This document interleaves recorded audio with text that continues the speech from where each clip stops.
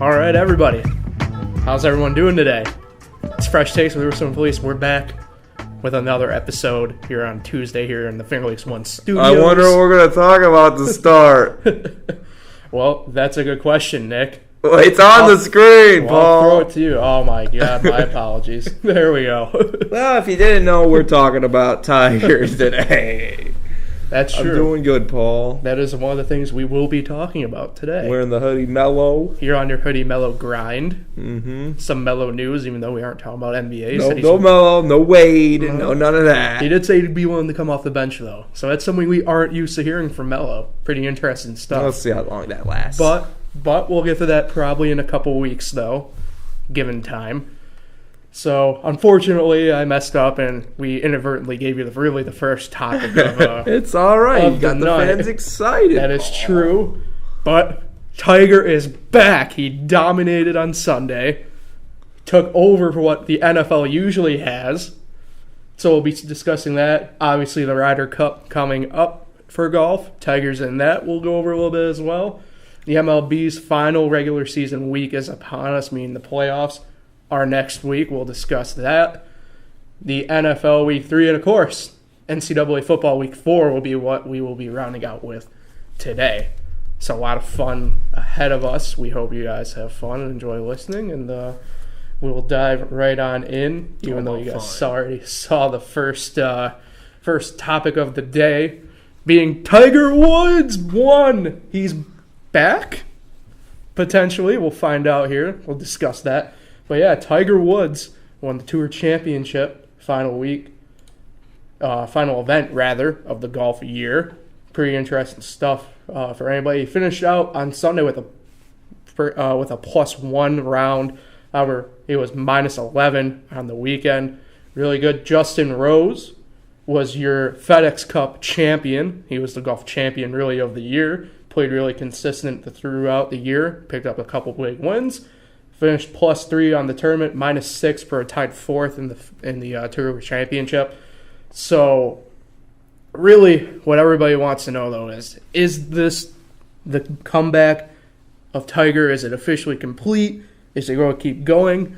And what do you think really happens with him from here? I'm really excited because when Tiger's good, say what you want about him otherwise, but when Tiger's good on the golf course, that usually bodes pretty well for golf in general, I'd say. What do you think, Nick? I just want to say our screen's a little tape delay, a little bit. It's just a little off. You know, I heard a little bit what you said, Paul, but I just got distracted by the screen. My voice does not match up with the sound. I don't know if that's how it actually shows for the viewers, but Paul, I did not expect to be talking about Tiger Woods on this podcast winning a tournament. At least not yet, I feel like. Not episode 10. No. Honestly, never. I never thought we'd do this. But we are. Tiger Woods is the champ. And I don't understand why he didn't win the FedEx Cup. Yeah, it's a confusing point. It's system. A NASCAR thing. Yeah, get on the screen, Paul. Talk about it. What do you think of the FedEx Cup and the NASCAR? What's the difference between the NASCAR and FedEx Cup? You're asking me who is confused by the FedEx Cup point system and a NASCAR point system that makes everyone else confused. So I really don't know where to go from there with it. I mean, it's somewhat similar. Can a NASCAR... I'm just wondering. I'm not a huge NASCAR guy. Yes. Not a huge NASCAR guy. We know that. Can a NASCAR guy win the final race who's in the hunt still? Okay. In the hunt still. Yes. So one of those last four drivers. Yep. Can they win the race and not win the cup? No. You have to be the best remaining racer out of the final four that they have at Homestead. You have to be the best, so you don't necessarily have to win the race. You could finish like 36th and still be the champion. But the old format was like that. Yes. The old format was points. It's like the FedEx Cup. Yeah. The old format was I think it's stupid. Points throughout the year. Tiger wins the Tour Championship but doesn't win the Tour. Stupid. But we're talking about Tiger here, not at the Fed. I mean, I guess we are talking about the FedEx Cup. Rose is on the screen too, but well, you have to give him his just props. He had a really great year. Rose had a good year. It was his Rose year, and Tiger had a pretty good year as well. There was a lot of tournaments where Tiger was in the hunt.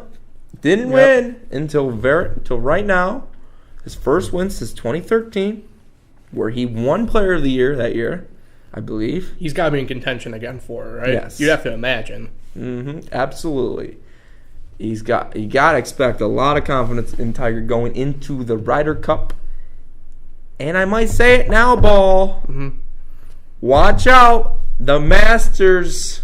Tiger will win the Masters. I mean, I'm kind of with you on that. I think he's going to end up getting a major next year. Like, that's his course. That's the vibe you get from it, right? Like, the way he played throughout, especially, like, the stretch run, really from, I'd say, probably the British Open on was Tiger. It was Tiger time, if you will. I mean, he was at the PGA. He was in contention really until, the final green really even, right? So you get the feel like he's going to end up probably busting out a major next year. And you have to have the feeling, if he's going to win a major, you got to think it's the Masters. Has to be. It's obviously number one. And, next year will still be the first one. Yep. And obviously it's the most notorious, most prestigious, most, I guess, money-making tournament for golf. I mean, you'd have to imagine that the Masters will be his going into Augusta next April. Yes, absolutely.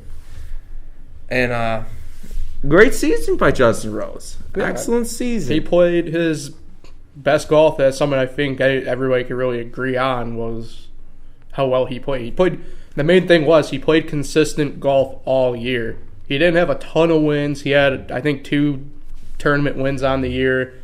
But he was there all year. He was in contention the whole year. That's what you got to do with, really any championship run in any sport you have to make. But that's great. Tiger's back. We got to love it.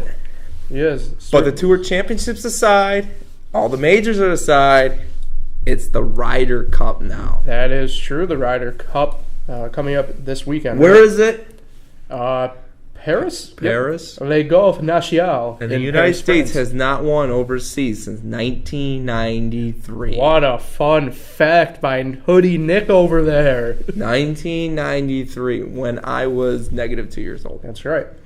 So you look at we'll start with the Europe team. We'll start with the hosting team. Let's hear it. So we have captain, it's Thomas Bjorg. I think I'm pronouncing his name completely wrong. No, you're right. But other than that, a lot of names on the European side, a lot of names you can recognize. Padraig Harrington's a vice captain. Nice. Graham McDowell and Lee Westwood are vice captains as well, along with... No, they don't play, right? I'm not too sure how that works. Well, there's 12 other names. No. Well, speaking of the 12 other names, we'll run through quick. Paul Casey was a captain's pick. Sergio Garcia was a captain's pick. Ian Poulter was a captain's pick. And Henrik Stenson was a captain's pick. All are very recognizable names. And then there's Tommy Fleetwood, Rory McIlroy, Francesco Molinari, Terrell Hatton, Alex Noren. I'm not even going to try and pronounce that guy's first name, Olsen. Justin Rose and John Rahm complete the European team. That's a pretty good lineup. So there's a lot of firepower. Certainly a lot of good golfers in that batch, given what we've seen the whole year out of pretty much all the guys on the roster for it. I know your boy John Rahm on there, obviously. Yeah. But Justin Rose, FedEx Cup champion. I would assume, even though with Rory on that team, I'm assuming he's probably the anchor of that team for the Ryder Cup, right? Rose, yes. Yeah. And then, obviously, Francesco Molinari, big win at the British Open. So, he's will be really great. And then Tommy Fleetwood was pretty consistent, really, that second half of the year, specifically British Open. And he's a good player. Yeah, he's good. He'll for sure blast the ball pretty good, I'd say. And what's the U.S.? You have the U.S. roster? I'm happy U.S., and because we do. We have Jim Furyk as your captain, David Duval, Zach Johnson, Steve Stricker, Davis Love III, and Matt Kuchar are the vice captains of the team. And then for the players themselves, the 12 competing, or potentially not competing. I don't know how it really works. You have Bryson DeChambeau, captain's pick. Tony Fiano, captain's pick. Phil Mickelson, captain's pick. And, of course, the one, the only, Tiger Woods, captain's pick. And then making the roster outright, Bubba Watson, Justin Thomas, Patrick Reed, Webb Simpson, Jordan Spieth, Brooks Koepka, Dustin Johnson, and my man Ricky Fowler. Brooks. So certainly the U.S. team, I feel like this roster is going to really compete and do well, I feel like, over in Paris. So what I remember, so it's Friday, Saturday, Sunday. Yeah. 3 days. So the first 2 days, I think it's like 8 doubles and then 8 doubles on Saturday. Mm-hmm. And the coach has got to make who's going to play in those doubles. Or it's like 4 doubles because there'd be 8 playing, so it'd be 4 doubles. 4 doubles. So the coach has got to make decisions because there's like 4 golfers that don't play in the first 2 days. Okay. And then the singles is the big. That's where all the points come in on Sunday, and that's everybody plays against everybody. And it's match play, obviously. So it's not stroke play. And it just comes down to the Sunday. You got all the singles going at each other. I mean, what's one matchup you want to see happen on the singles? Oh, for obvious reasons, I want Tiger versus Sergio.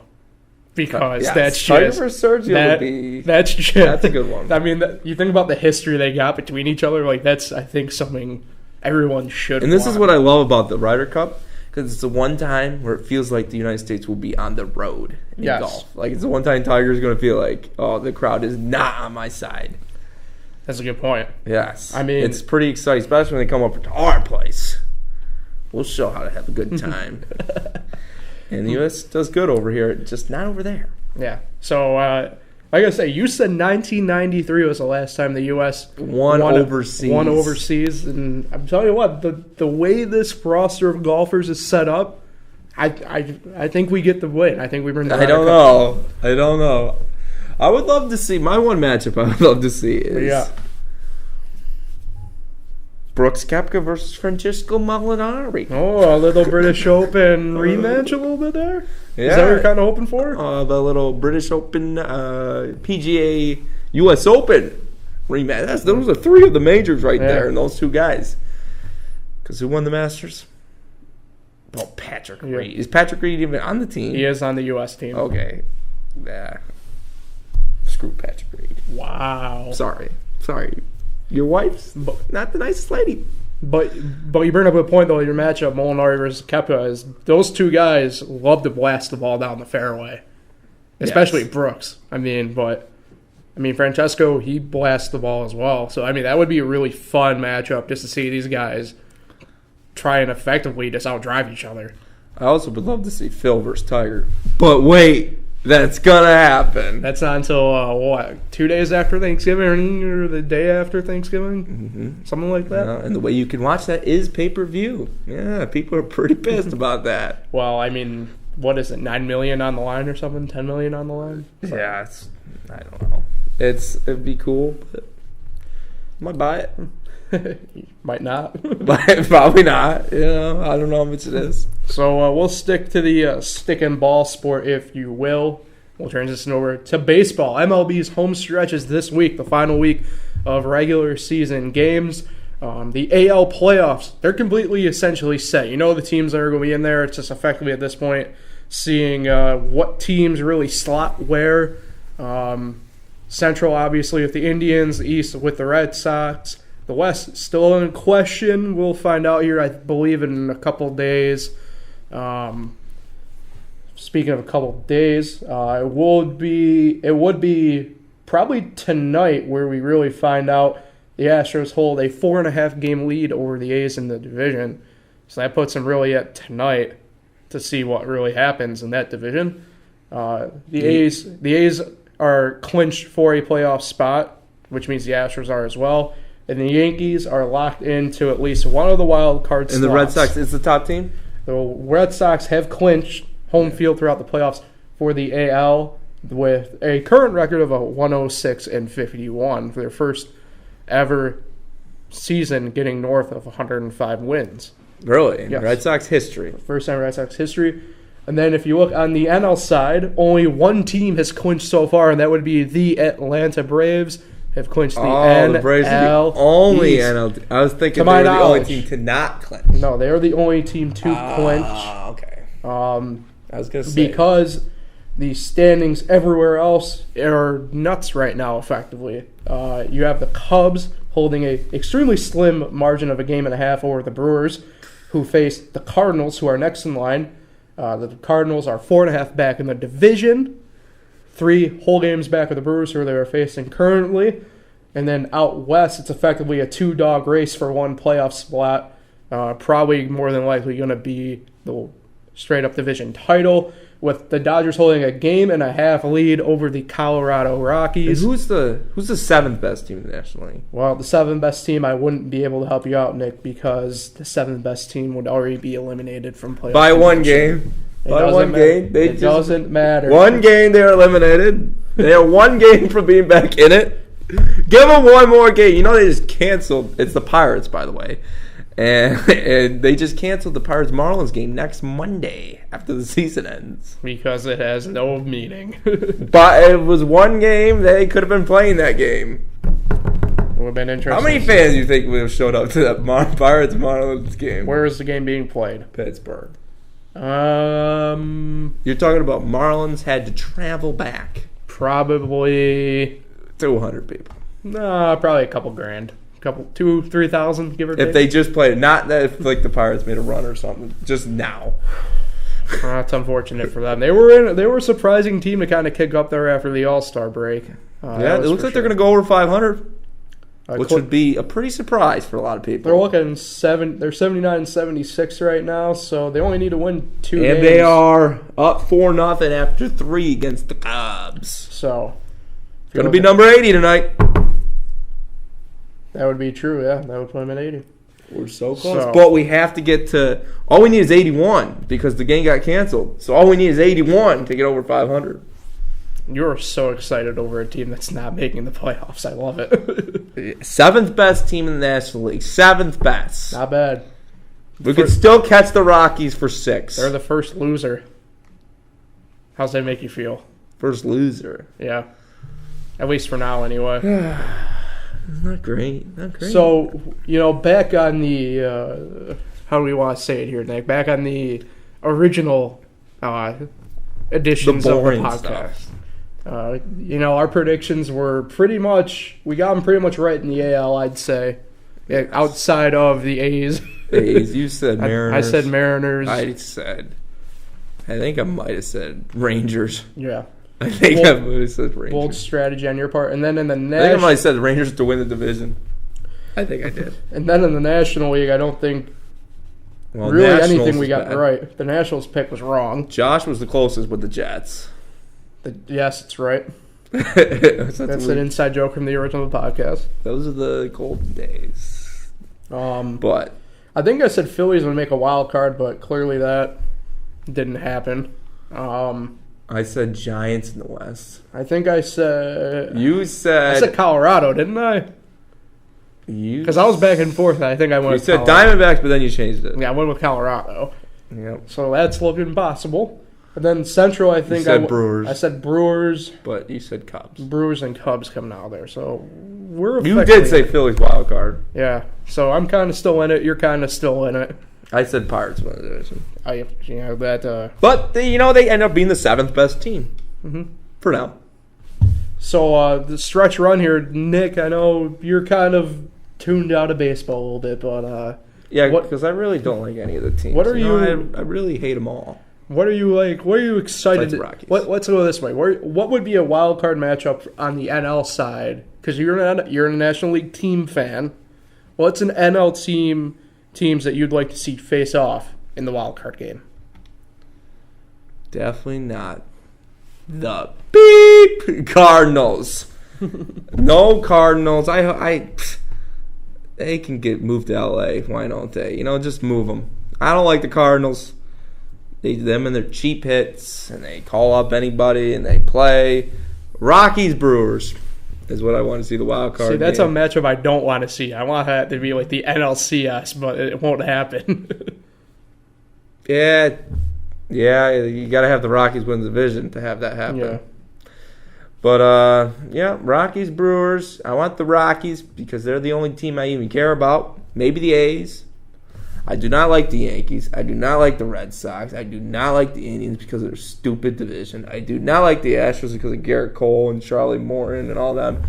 I do not like the Braves because of '92 before I was even born. I do not like any team in the NL. Sid Bream. Any team in the NL Central, and the West is just boring.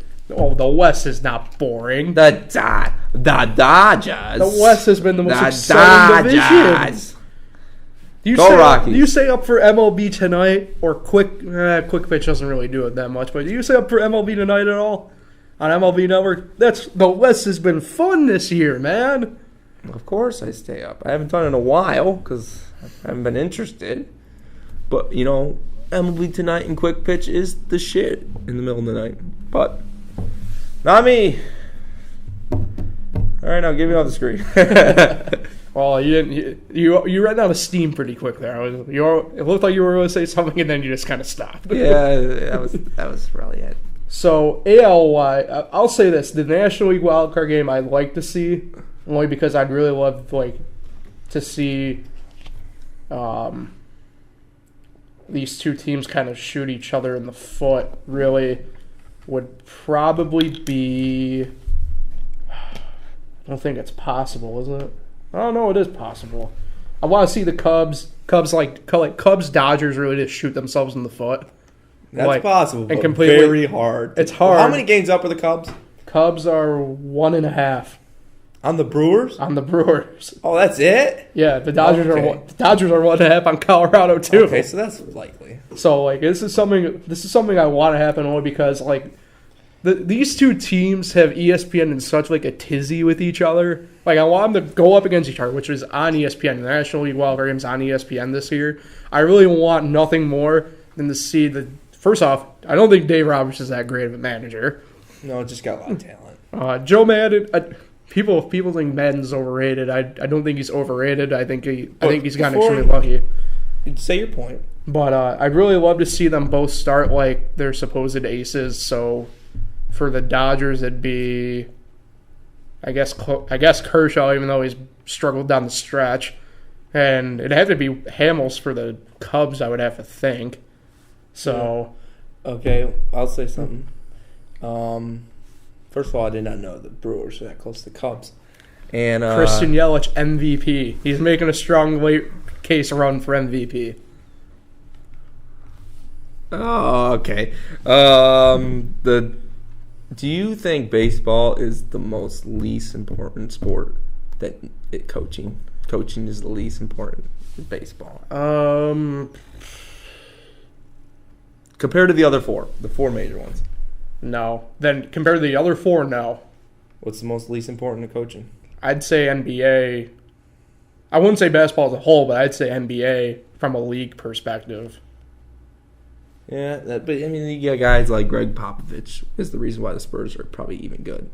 Well, at the same time, like last year's Spurs. Okay, last year, yeah, but how did that team make the playoffs? I mean, I'm a big Pop guy, but at the same time, they didn't make the playoffs.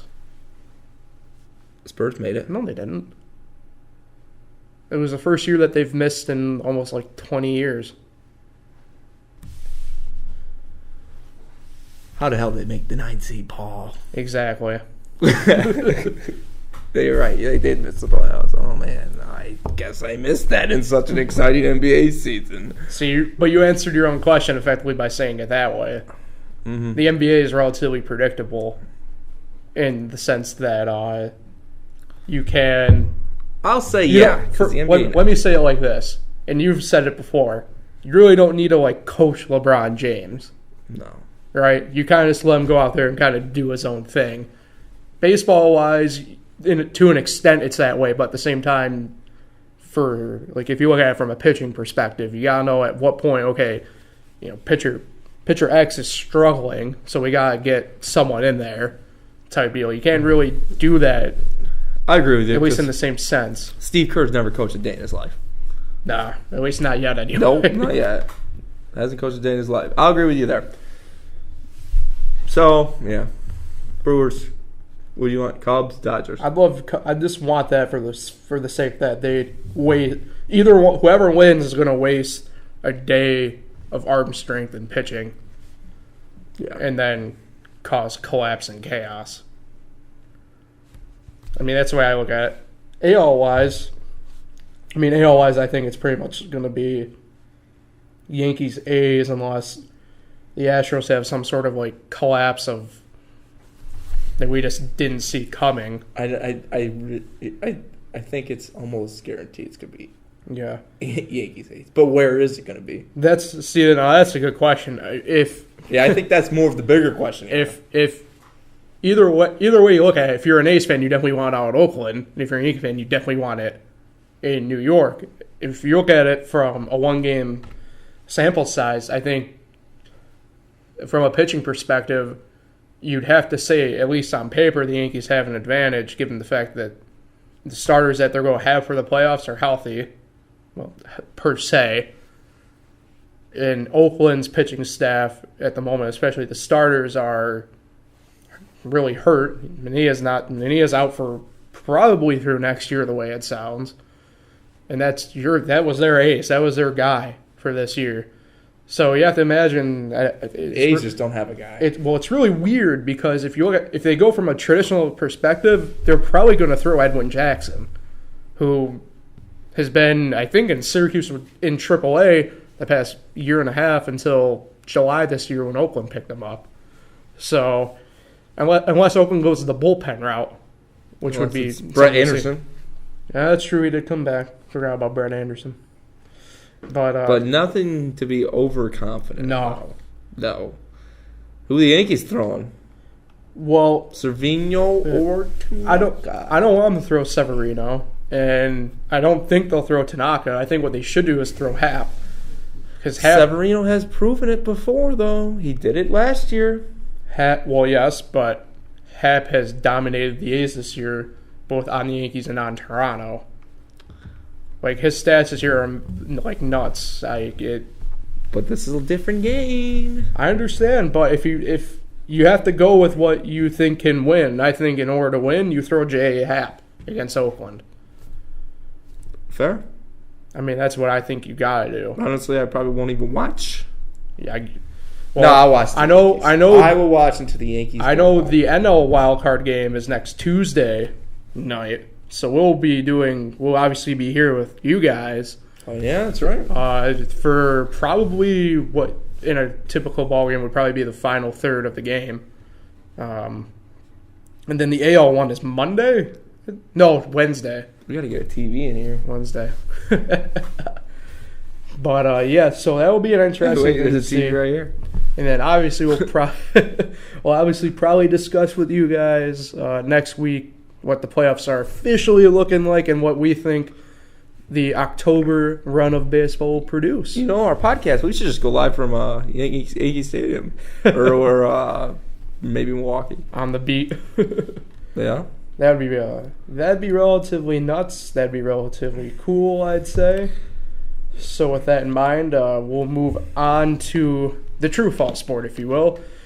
The NFL and football. Football, NFL Week 3. Hey, you Bills fans, you got a nice win in your tank with an upset of the Vikings. Absolute domination of the team. Certainly, I don't think me or you, Nick, or anyone in the general public thought this was going to happen this week with the Bills. No. So, but Josh Allen looked really good for the most part, I thought. Defensive line looked really good against the Minnesota offensive line that was definitely you thought would overpower the line in some way, but didn't really happen. And then also for you Bills fans, the Patriots look really bad right now. They struggled against Detroit and lost. Is it the end of the Patriots dynasty, you wonder? But Nick, Listen. Oh, he's got a take already. We say this every year. Is this the end of the Patriots? They always start off slow. Last year they were 2-2. This year they're going to be 2-2 because they're playing the shitty Dolphins this week. Dolphins are 3-0 now. The shitty Dolphins. You heard me, Pat. What? Bruno. Easy with your water bottle over there. Patriots are fine. The Bills are the Bills. And I do know it was about 66 or 67% of Yahoo's last man standing picked the Vikings this week. Yeah, they definitely are all... I picked them. My brother picked them. My parents picked them. My dog picked them. And I don't even have a dog. And we all got it wrong. This is a 2-strike last man standing. So I had 2 strikes, and they all had 1. So they're done. I'm still hanging around. I made my pick today for this week. I am picking the Patriots over the Dolphins. Interesting. I am that confident. The Dolphins are not going to be 3 games ahead of the New England Patriots. You cannot put that in my head that is going to happen. Ryan Tannehill is the most overrated quarterback in the game. Okay, maybe not the most overrated, but he's not that good. He really is. He's no Tom Brady. I don't think anyone's even saying that besides me. Ryan Tannehill is a good quarterback. He's a subpar Phillip Rivers. I don't even know what that means, but he's all right. You said it. He's all right. He's just not good. He's not going to win you a division. He's not going to win you a playoff game. Yeah, the thing is, he's not going to lose you games either. You know. I mean, he'll lose you some. And I mean, he's all right. He's just not going to beat Tom Brady week 4. When he's healthy, Tannehill has played some really elite football. He is, I believe, in the games he has played, and I could be paraphrasing, but shout out to Brother Pat because he was the one who funneled these stats to me, is, I think, 9-1 when he's played under Gase. So, obviously that's not a fluke, in my opinion. Tannehill's not bad. I don't know who really is saying he's on par with Brady when he's healthy, but I wouldn't stick him in the lower half of quarterbacks in this league. I think he hovers around probably like the 10, 11, 12 area for quarterbacks, but I mean, he's not a bad you say quarterback. Almost top 10 quarterback? Yeah, when he's healthy, yeah. He's pretty. The thing with me is I like the versatile quarterbacks. I like the ones who can throw, and I like the ones who are able to get out and run, which is what Tannehill is. Tannehill is not top 10. He's not even in the conversation. Okay. Ryan Tannehill is like the 20th best quarterback in the game. What? 20th. I'm telling you. The Dolphins are not... You see who they beat this year? They barely beat the Jets. They barely beat the Titans. And they barely beat... whoever they beat last week. They beat the New York Football Jets, I believe. I got the scores in front of me. Hold on here. I said the Jets, but... No, the Jets lost to the Browns. That's right. I messed up. They beat the Raiders. The Raiders. Who are still somehow struggling to find a pass rusher. I mean, almost like there wasn't one right underneath their nose. Yes. I'm telling you, they could have lost all those games. We could be talking about the 0-3 Dolphins right now. I mean, but you could say that about any team, really, to be fair. Like Pat Russo's fantasy team? I mean... That's an inside point, but it's sports. I mean, anything can happen. Mm-hmm. I mean, especially in football. I mean, it's true. I'm. You know what? Before we make our picks, I'm making it right now. You don't have to ask me. The Patriots will destroy the Miami Dolphins this weekend. You're nuts. Destroy like 44-10. You're nuts. Okay, maybe not that high, but it's not going to be a game. The Dolphins are not going to be 3 games ahead of the GOAT. Have you watched, like, Tom Brady this year? Like, he looks old for a change. He looks old. He looks like a 40-year-old quarterback now. Well, he is. Yeah. That means they finally caught up to him. That means that it's finally happening. We're finally witnessing the dismantling of the dynasty that is the New England Patriots. That's what you think. You think this every year. You think this every year. Father Time's unbeaten. Tom Brady ain't going nowhere. Get out of here. He's going to rack up these wins against the easy division that he always plays in. He's going to be the number 1 or number 2 seed, depending on how Jacksonville stays healthy or not. And he'll be in the first overall seed. He'll win that first game in the divisional round, and then he'll have to play a tough game in the AFC, and then he's always in the Super Bowl. Because since Super Bowl 38, we've had 3 different quarterbacks make the Super Bowl in the AFC, and that's Ben Roethlisberger, Peyton Manning, and Tom Brady, other than 1 year that was Joe Flacco, and it was so weird that there was a blackout in the Super Bowl. So Tom Brady or Ben Roethlisberger, and if Ben Roethlisberger doesn't get Le'Veon Bell back, the Steelers are not going, and you know who is? Tom Brady is going back to the Super Bowl.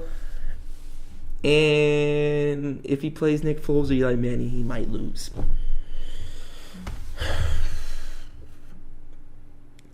So you got Dolphins or Patriots. You want to know who always wins? Father Time. Father Time's caught up to Tim Brady. It's finally happened. I don't know, Ball. He lost to the Lions. 26-10. I like Tannehill. His girlfriend's hot. But I just don't. And Tom Brady's wife isn't. She's all right. Oh my god. And Tannehill, okay, he's probably 18th best quarterback. 18th.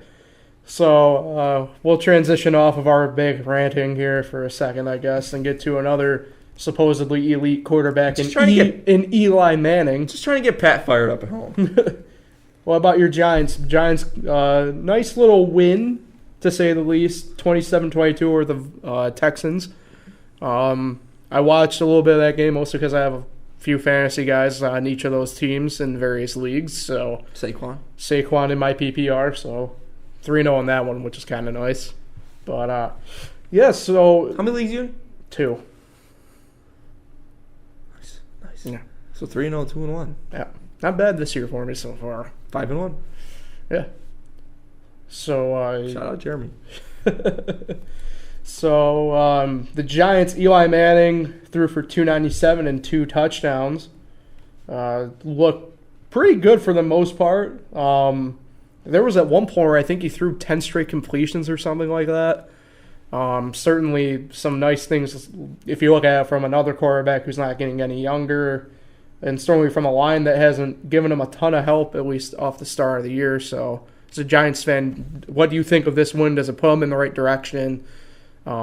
Especially up against a team in Houston that we all thought initially was probably going to be a wild card at least, probably going into the playoffs this year for the Houston's NFL. Been very disappointing. Yeah. So, nothing on your Giants? The Giants they beat Houston. That's not bad. They need to get Odell going more. Odell had 109 yards.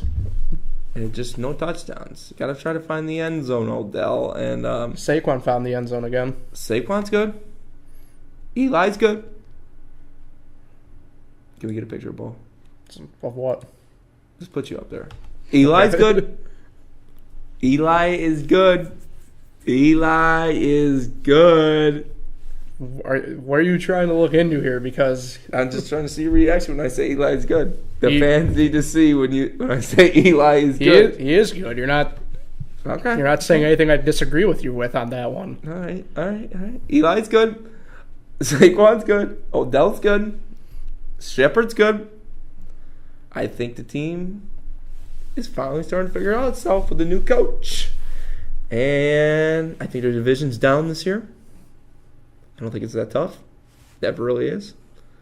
It's always overhyped because of the big markets. So they gotta keep winning. It's the name of the game at this point. Already in the season, you're already not a quarter. You're going into the quarter mark of the season really already. So, yeah. I mean, I like them. I think they're a good team. 1-2. I think if they finish 10-6, they're in. Well, be a safe bet in any division. 10-6, getting into the playoffs in some capacity. Yeah, that's But yeah. So the other New York team, though, the Jets, caught a big loss to the now Baker Mayfield-led Cleveland Browns on Thursday Night Football in prime time. I felt like I was watching the Pirates win a big game on a primetime game. It watching felt the Browns. Personally, to me, it felt like everyone was a Cleveland fan Thursday night. Not me. Of course not. I was rooting for the New York Jets because I'm sick of these Cleveland Brown fans. I don't like Cleveland. The only reason I don't like Cleveland is because of LeBron. You hold the weirdest grudges. I don't care for anyone in sports. They're all good guys. Besides Manziel. And Puig. And Marshall Henderson. And all these guys that Pat likes. Sorry, Pat. What am I talking about? LeBron? I just don't. Have you ever been to actually like LeBron? That's all. I know you have been slightly to Cleveland before. How can you just not like the city? I think it's scum. But you like Pittsburgh. I don't care about the city that much. I just don't like LeBron. He's gone now, but he'll be back. You know he will. I don't like LeBron. I just don't, and I just hold a whole grudge against the whole city. I think the Cleveland Indians, their division is just garbage, and it's not fair. Kind of like the Central before 2013. Well, it's one thing, it's similar. I mean, they don't have the biggest markets in the Central, but we have the Cubs, and they got the White Sox. Not fair. Not fair, especially not this year. That was terrible. And, the Browns, and I just don't like Baker Mayfield. You know why, Paul? No. Well, Paul, have you ever heard of the statistic that 360,000 people are born each day? Oh, this thing again. 360,000 people are born each day. On April 14th, 1995, there was two particular people that were born that day. There was me in Geneva, New York, and Baker Mayfield in Austin, Texas. Both in that same day, we were coming out of the womb. And look at him and look at me. He's jealous. He's jealous he's not on the Finger Lakes 1 right now doing a podcast talking about Baker Mayfield, where he should be talking about me. It's just so we're the exact same age, same day, same everything. And this guy is the number 1 pick in the NFL draft, and I'm here. I just don't like you, Baker. I don't like you. Just because of that reason. I don't like LeBron. I don't like the Indians division. That's why I don't like Cleveland. And what we were talking about, Cleveland Browns. That's why I was rooting for the New York Jets Thursday night. All right, so explanation. So just for the viewers, just for a brief visual, Nick, Baker Mayfield. Nick, Baker Mayfield. So it's what we got. We're both wearing orange, I guess. It's a fair. I didn't know you could do that. I'm still learning. I knew you could. I just didn't know. We knew how to do this. I'm still learning over here. All right, man. We should get our fantasy scores up there. I feel kind of. Yeah, you're right. I'm 0-3. I feel sketchy with my team name. So. Oh yeah. Put Baker Mayfield back up there. Oh, I already exited out of the window. Good. I didn't want to see him. Scum. But good birthday. It was a pretty for them. I don't know how to really phrase Week 3 of the NFL. It was certainly there, if you really want to go with it. I guess some big news and notes too. Garoppolo tore his ACL and MCL. He's out for the year for the 49ers. Who's going to quarterback now? Kaepernick? Well, I think it'd be smart to bring him in. I don't think he'd play the first week right off the bat. That'd probably be going to C.J. Beathard would be my bet. But I don't know how many. There aren't many better. I don't think there's any Niners better quarterbacks available. They should go after Sam Bradford, who was on the Arizona Cardinals. If they want to give Rose a chance, But you need a guy. Not a bad idea.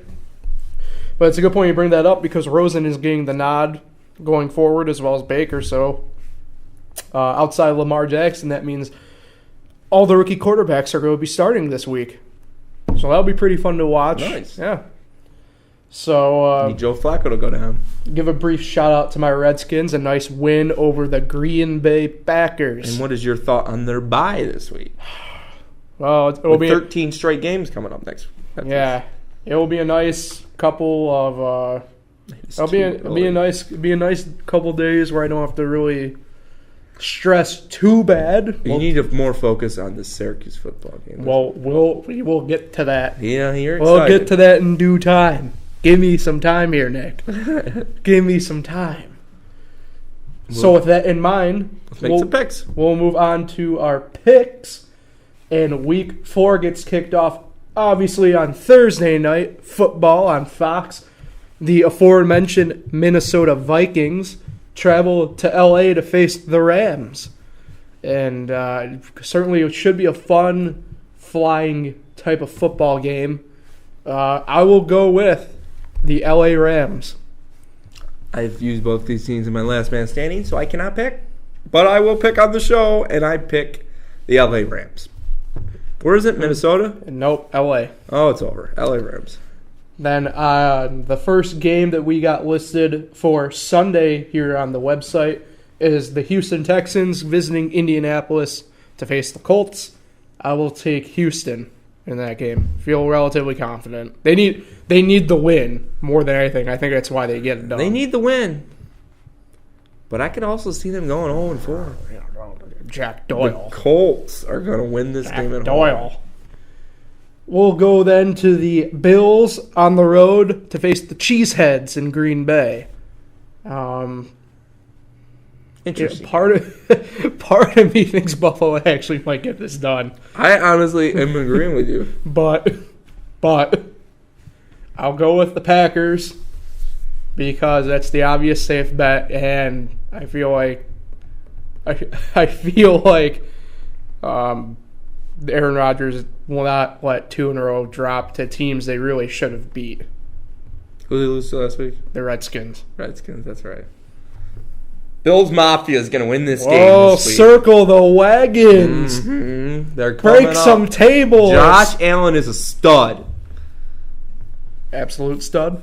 No, but he's good. Now you're coming around on my side, though, about Josh Allen. He's not bad. So, Fitzmagic and the Buccaneers go to... Fitzmagic and the Bucs go to Chicago to face Mitch Trubisky. I think I'm going to go with the Bears. Yeah, the Bucs defense looked pretty bad yesterday.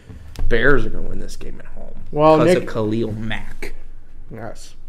Well, Nick already told you in the previous part of the segment who he likes in this game. The Dolphins at the Patriots. Give me the Fins. Fins up. Why?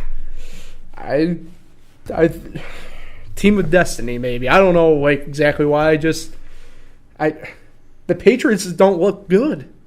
They don't. I don't know what else to tell you. You watch this game this week, Paul, and come back to me. We will. We will probably discuss it then next week. Come back to me. The Lions travel to Dallas to face the Cowboys. The Cowboys are looking absolutely terrible.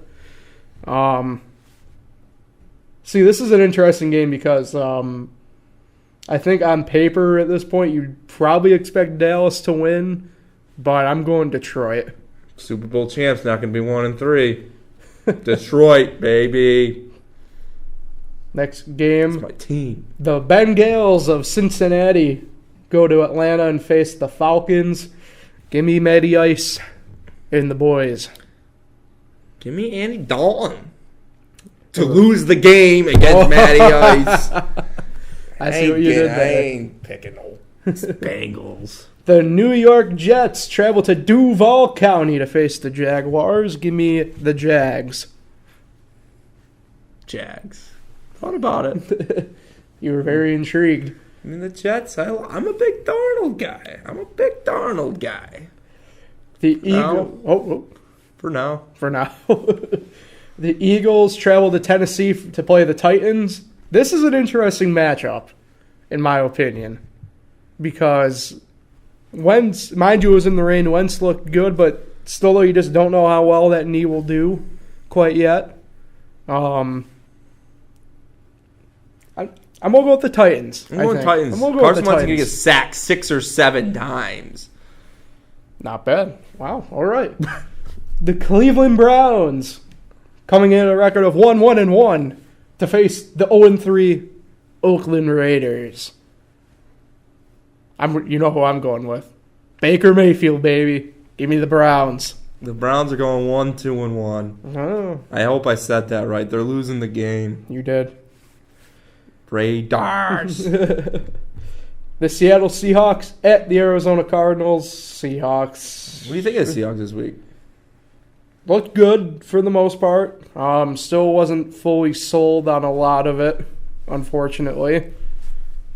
Go with the Seahawks. What can you expect, really? The Saints travel north to the Meadowlands to face your New York Football Giants. I'm going to go Saints, I think. Close game, give me Saints. Giants. See, that's a toss-up game. Mike Thomas is going to score 3 touchdowns, though.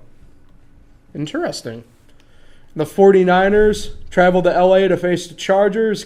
Give me the Chargers. But Odell's going to score 4. And I like Chargers because I don't know who else you said. The 49ers. Chargers. Sunday Night Football. The Baltimore Ravens, Pittsburgh Steelers at Heinz Field. Sunday night. Give me the MVP. Mr. Joe Flacco. I'm going to go with Pittsburgh on that one. Sunday night at home. They got it. And then Monday Night Football, the Kansas City Chiefs, Denver Broncos. Give me Patty Mahomes and the Chiefs again. Showtime Mahomes. Yeah, all right. That's why I like hearing out of you, Nick. You're coming to the dark side, sort of, in a way. They play who? They play the 49ers.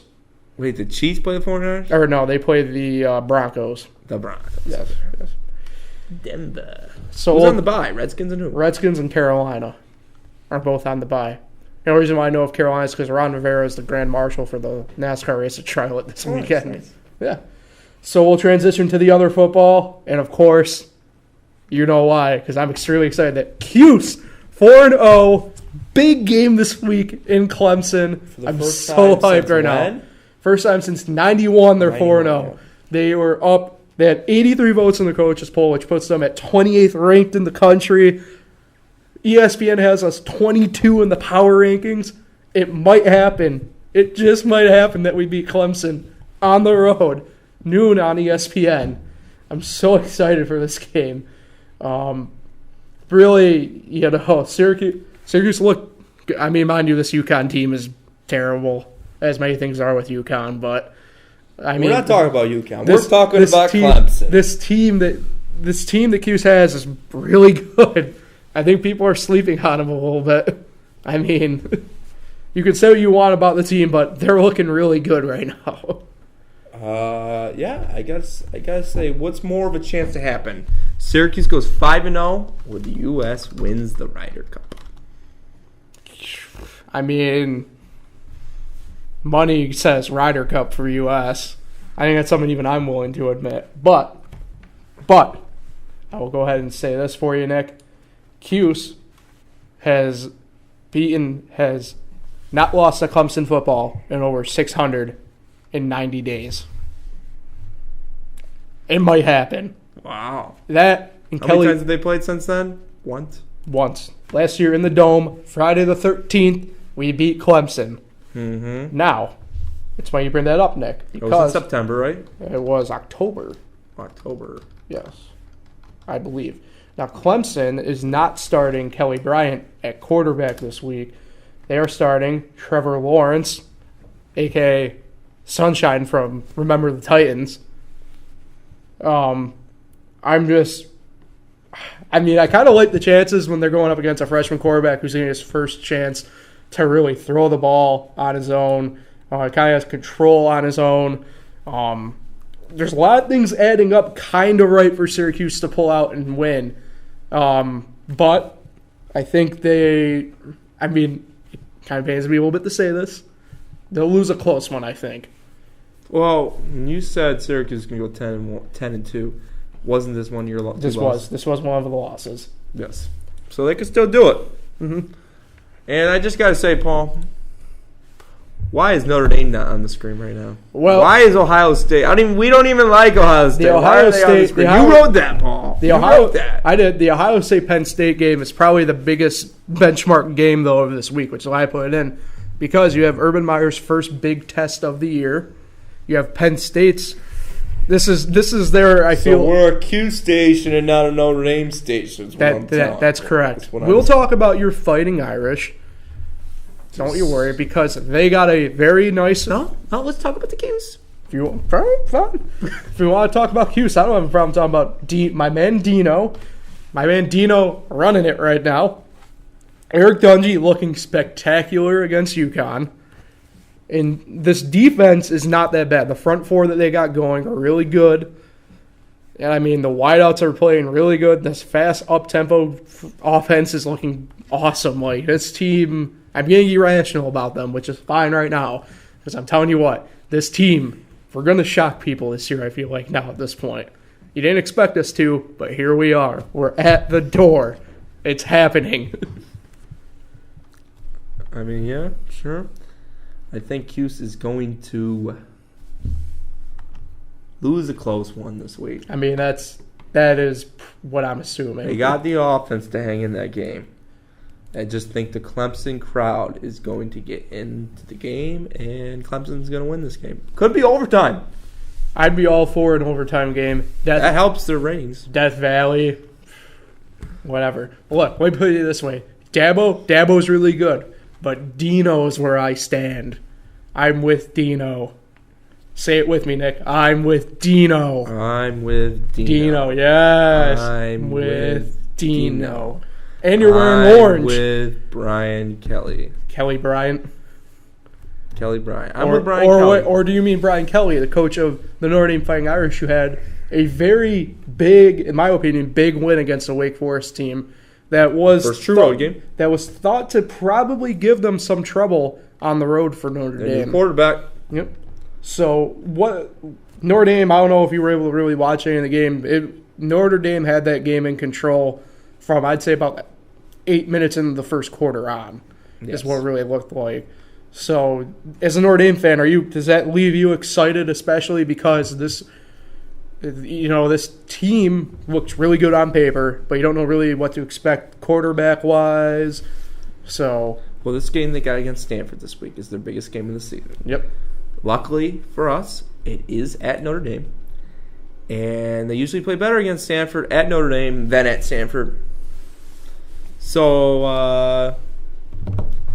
I like Notre Dame's chances. I think if they stick with the game plan, they could come out on top and get to 5-0 with some easier games coming up.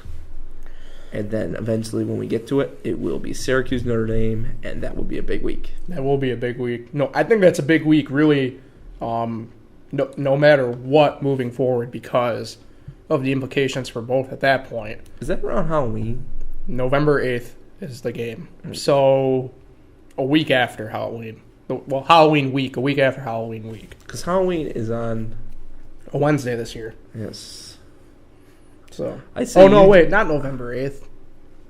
It's that weekend though. The weekend. I say for Halloween, you dress up as a leprechaun. I'll dress up as an orange. How about no? I ain't about that way. All right, but a lot of good ranked games though. If you look at the wide landscape of it, obviously you said. With Stanford and Notre Dame, that's a game I believe of 10 and 7 ranked teams. 7 and 8. I stand corrected. 7 and 8. And then I said Penn State and Ohio State because that's a big game. What are they? Both are undefeated. Penn State 9, Ohio State 4. It's in Happy Valley in Penn State. That is I think that's James Franklin's marquee game. Like, he needs it. And I think the program as a whole really needs it. They need to take that next step if they want to become, I guess, the Penn State of old. At least on the field, Penn State of old. So, Fun slate of games. Game day, I know, is at Penn State. I saw that tweet, I think Sunday. They announced it like right off the bat. Yep. That's where they were going. So, should be a fun slate of games for college football. Cuse, noon game on ABC. Notre Dame, I believe, is on NBC this week. 7 o'clock. 7 o'clock. So, that will be it will be a for sure fun weekend of football overall.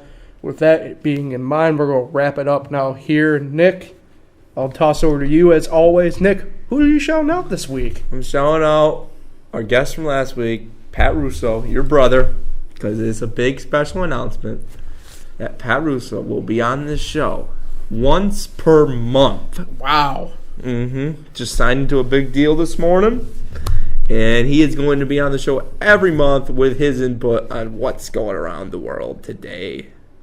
He's probably not happy about my Dolphin comments, though. I don't think I'd be either if I was him.